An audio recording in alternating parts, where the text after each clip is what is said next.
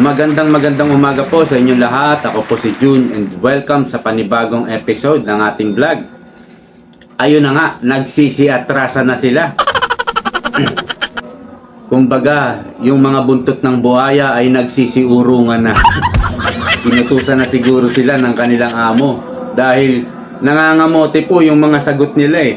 Doon po sa nakaraang hearing sa Senate, no, na pinangungunahan ni Amy Marcos, meron pala itong pangalawang hearing at nagbigay na yata ng imbitasyon si Senator Amy. At itong si Bersamin, I'm sure inutusan ito ni PBBM na wag nang padaluhin yung kanyang mga alipores. Sila Torre, sila, yung mga Remulla, si Anyo, si Gibo, puro nangamote po sa pagsagot Puro palpak. Puro palpak ang mga sagot. Kaya hindi na pina-attend ni PBBM. At syempre siguro nag-away yung dalawang magkapatid, no? Pero sana ituloy pa rin ito kasi marami namang a-attend sa mga side ni Duterte. Mag-imbita siya ng mga biktima kuno, no? Kagaya ni Aling Sheila, yung yung nanay na may anak na namatay pala noong 2024. Hindi sa panahon ni Duterte, na sa panahon ni PBBM. Sumali siya sa siguro binayaran ng mga komunista, no? Nagpa-picture doon sa mga propaganda ng komunista. Hawak yung anak niya na namatay pala noong 2024, hindi pala nung war on drugs. Ayan po ang nangyayari kapag mga nagsisinungaling.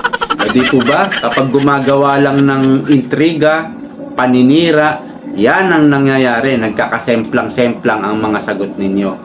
So, pakinggan po muna natin itong balita.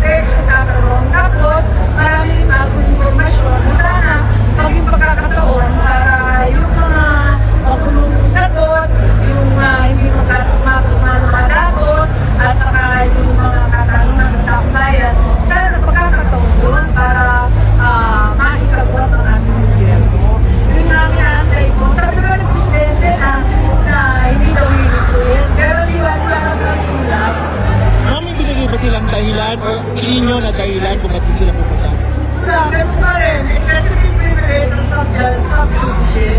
Alam naman. Syempre, alam na natin ang dahilan. Nag-away nga yung magkapatid dyan Hindi na po yan pinattend ni PBBM. Mamaya po, ipapaliwanag ko sa inyo kung bakit at kung bakit ako naniniwala na utos yan ni PBBM. Ang sinasabi po dati, yung mga Duterte supporters, mga Duterte allies, huli na, no? Si Pangulong Duterte na aresto na, nandoon na sa Netherlands, nasa The Hague na. Ang sa akin, nung nakaraan pa, sinasabi ko hindi po ito huli na. Alam nyo po, si Pangulong Duterte nasa Netherlands na, nakakulong na. Kung wala tayong gagawin, no? Walang mangyayari. Dapat, mas maganda siguro kung mayroong gawin, kagaya nitong hearing na ito. Kumbaga, lahat ng opportunity, no? Dapat sunggaban natin. Dapat mayroon tayong gawin, no? Kasi marami nagsabi, huli na. Hindi po. Yan po yung sinasabi ko nakaraan pa. Tignan nyo ang nangyayari. Yung Senate hearing ni Amy Marcos nakaraan, alam nyo ba kinukover ng mga foreign media? Opo, eto po papakita ko sa inyo. Hanggang ngayon, pinapalabas nila yung Senate hearing ni Amy Marcos live, no? Ayan, no? Kagaya ng ito, Cruz. 48 watching lang nga Pero live yan, i-search nyo sa YouTube. Ah, gumagana to, gumagana. Anong gumagana? Yung kumbaga, live yan. Ngayon yan, pwede nyo i-search. O ito pa, India News, o taga-India. O ito, India Today, ayan o, 812 watching. Live po yan, ngayon po yan. Kahit last week pa yata ito, o mga 5 days ago. Piniplay pa rin po ng foreign media. O ito, Hook Global, o 210 watching. O ito pa, CNN, 76 watching. Ginagrab po ng foreign media, kaya ayaw ng pa-attend ni Bongbong Marcos eh. At tiyak na mangangamote naman sa mga sagot eh, kagaya ni Torre. Ano sabi ni Senator Amy Marcos? Ito pa lang si Torre, pang presinto kung sumagot. 'Di ba? Yung warrantless arrest eh, hindi niya ma-explain ng mabuti. Kumbaga, parehas lang daw 'yun. Mayroon silang argumento ni Amy Marcos eh. Kaya palpak eh. Pero ang yabang ni Senator ni Torre sa mga ibang interview, napakayabang, mission accomplished daw. Oo. Mission accomplished nga sa illegal na paraan. O di ba? Sa illegal nga lang na paraan.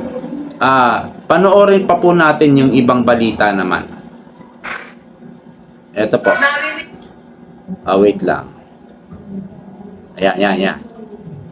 Narinig ko at nakabasa ko kagabi dahil dapat may ikalawang hearing. Yan. Sana maghihiring na ulit. Ang sabi ngayon ng Executive Secretary Bersamin galing sa Malacanang na hindi pupunta ang sino man sa administrasyon. Inihayag ng Presidential Sister na tumanggi ng dumalo ang mga ito sa susunod na pagdinig ng Senado.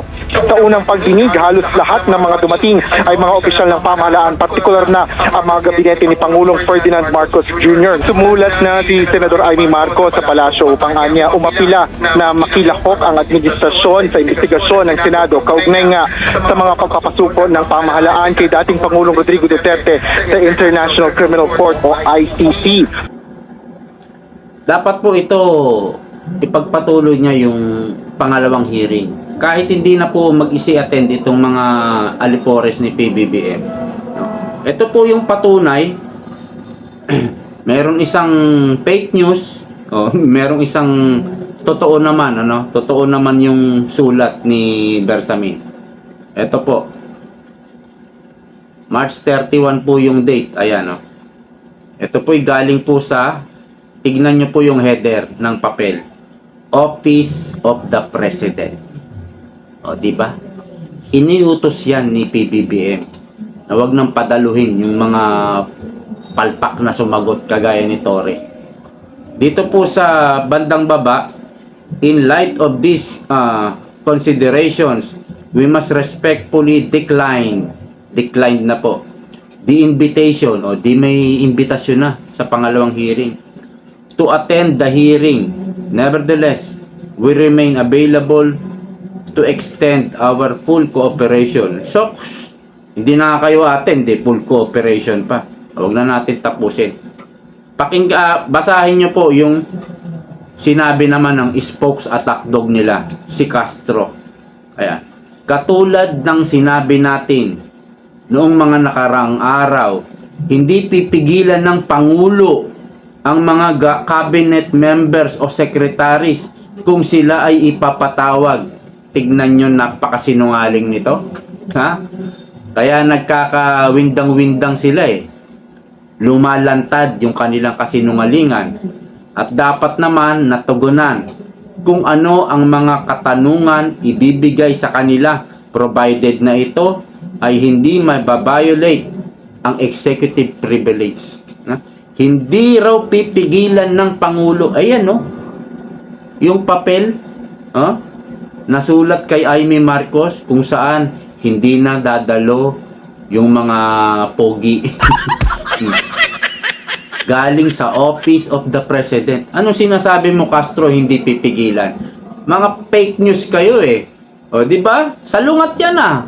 Salungat. Salungat yung sagot mo. Eh, pag sumagot pa naman si Castro, akala niya maganda yung sagot niya. Akala niya, nasagot niya yung mga tanong. Pero, sablay.